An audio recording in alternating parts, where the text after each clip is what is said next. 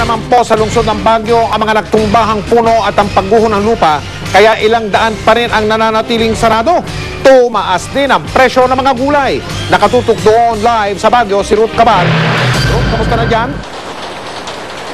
Mike, ramdam pa rin ang Bagyong Juan dito sa Baguio City dahil nga sa tuloy-tuloy pa ring ulan at malakas na hangin. Bakas ang bangis na iniwan ito.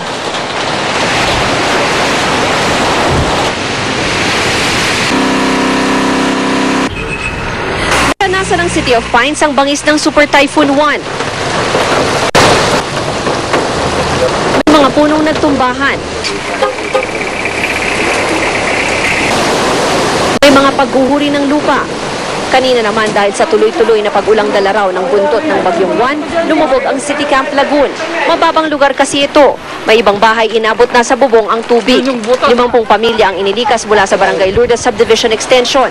Pero swerte pa rin daw ngayon kung tutuusin ng mga residente kaysa sa sinapit nila nung Bagyong Pepeng. Ay, dati yung within 24 hours hanggang bubong kagad. Ito mula kahapon from 11 o'clock hanggang ngayon kahit paano. Kanilang umaga mga 6 o'clock buha pa na yun eh.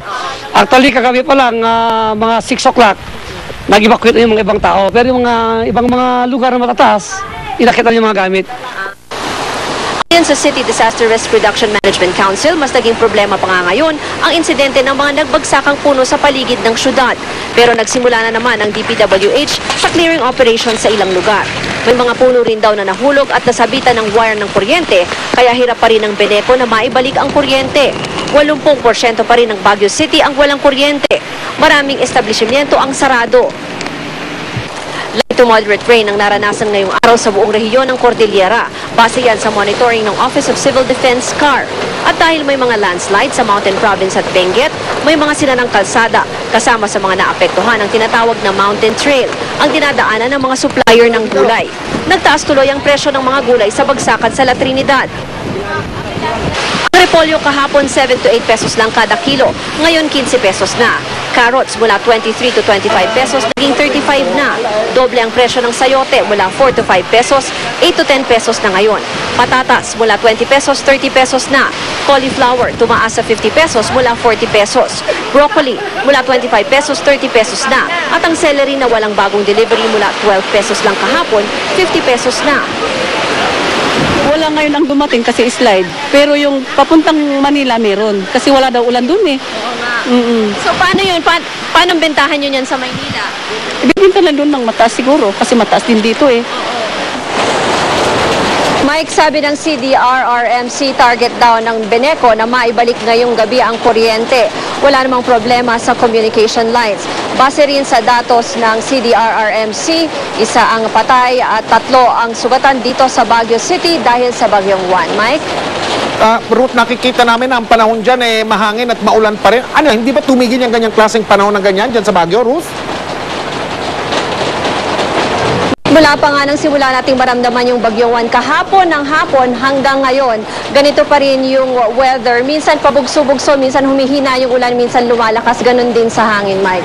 Okay, Ruth, tatanungin kita tungkol doon sa pangunahing 300 papunta at pababa mula dyan sa Baguio. Unang-una, Cannon Road, bukas ba?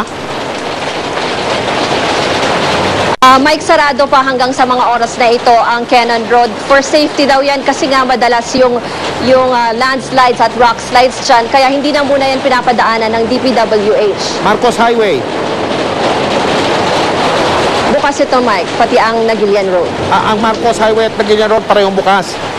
Ang problema lang talaga yan, ay ang Cannon Road route. Okay, maraming salamat, Ruth, at kung kailangan, babalikan ka namin. Plano, magsiguro, makibalita. I am ready. Alerto sa tagulan ng GMA News. Ang malakas na hangin dala ng Super Bagyong Juan ang isa sa mga pangunahing mitya ng matinding pinsalang tinamo ng mga dinaanang lalawigan. Malalakas na hangin din ang naging mitya sa pagkasawi ng ilang naitalang casualty. Ano nga ba ang mga dapat gawin para iwas pinsala mula sa malalakas na hangin? Alamin yan sa pagtutok na ito ni Susan Enriquez. Di pangkaraniwan ang lakas ng hanging dala ng Super Bagyong Juan. Sa lakas nito, pati isang tricycle tinangay nito. Tinuklap ang mga bubong, pinabagsak ang mga punot poste, binasag ang mga salamin. Pati nga ang babae nito, muntik-muntikan ng tangayin. Kaya bukod sa baha, kailangan paghandaan at pag-aralan kung paano makaiwas sa pinsala ng malakas na hangin. Ayon sa Philippine Red Cross, malaking bagay kung masisigurong maayos ang inyong mga bubungan. Makakatulong din kung titiyaking walang gaanong kalat na liliparin sa labas ng inyong bahay. Isa rin ang mga bintana kung may panahon pa. Makatutulong kung gagawin itong selyado. Pero dahil wala pa rin katiyakang hindi ito mababasag, dapat daw laging lumayo sa mga bintana sa kasagsagan ng bagyo. Gayunman, pinakamainam pa rin kung mananatili na lang sa loob ng bahay para makaiwas sa mga nagliliparang bagay o di kaya ay naputol na kable ng mga kuryente. Huwag na huwag kayong lumabas sa bahay nyo. Unang-una, bakit po?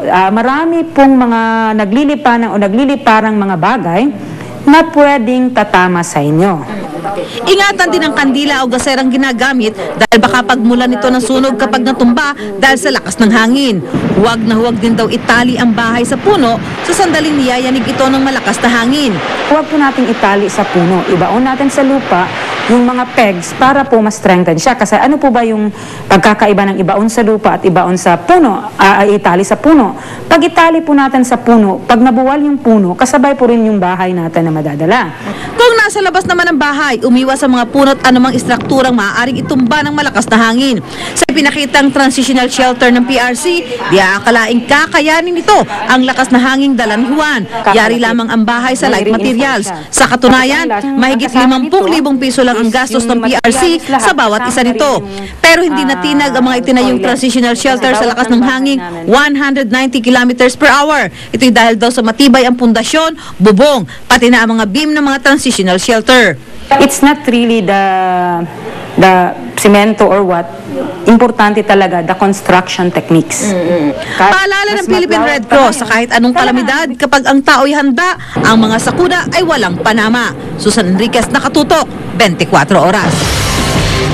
Uulitin po namin mga kapuso, ngayong may bagyo at panahon ng tag-ulang, maging ready, magplano, magsiguro at makibalita. Tumutok po sa GMA News sa Super Radio DZBB at sa gmanews.tv. Pwede rin po kayong makibalita sa aming Twitter account. I-search lamang po ang GMA News. Handa po kaming maging kaagapay ninyo. Susunod! Ang patutuloy nating pagtutok sa iba pang mga lugar na sinalanta ng Super Bagyong Juan. Ian Batterson masama ang loob matapos mapatalsik sa Survivor Philippine Celebrity Showdown. Ryan Agoncillo nagkwento tungkol sa kanyang pagiging daddy. Bolsi at Kino Cruz, ano nga bang masasabi tungkol sa buhay pag-ibig ng kanyang kapatid na si Pangulong Noynoy Aquino? Malalaman natin sa pagpapatuloy ng 24 oras.